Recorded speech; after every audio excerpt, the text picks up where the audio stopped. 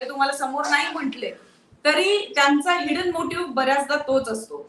Knowledge मिळवायचंय हा खूप कमी वेळ असतो आणि कदाचित तो आपण ग्राह्य पण धरला पाहिजे, कारण प्रोफेशन करून लगेच तुम्ही पैसा कमवण्याच्या स्टेजमध्ये आला पाहिजे असं बऱ्याचदा मुलांचं धोरण असतं.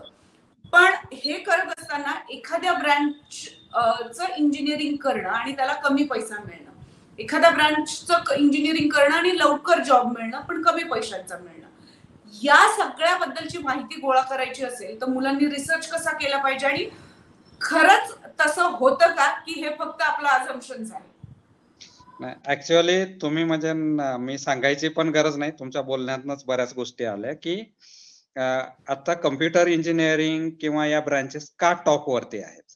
तर त्याचं एकमेव रिझन आहे की तुम्हाला इंजिनिअरिंगला असतानाच कॅम्पस प्लेसमेंट मध्येच खूप छान ऑफर्स मिळतात, खूप छान पगाराच्या नोकऱ्या मिळतात आणि खूप यंग एज मध्ये तुमचे जर पॅकेजेस जर इयरली पॅकेजेस 20 लाख 30 लाख 40 लाख जर असतील तर डेफिनेटली यामुळे प्रत्येक विद्यार्थ्यांना वाटते की आपण कम्प्युटर इंजिनिअरिंगला जावं आणि आता तर अजून कोरोनामुळे कम्प्युटर इंजिनिअरचा जॉब म्हणजे ते कंपनीमध्ये जातात की घरी असतात म्हणजे हाच क्वेश्चन मार्क आहे आणि ही स्टाईलच झालेली आहे सगळ्यात इझिएस्ट वे खूप कमी एज मध्ये पैसा अर्न करण्याचा.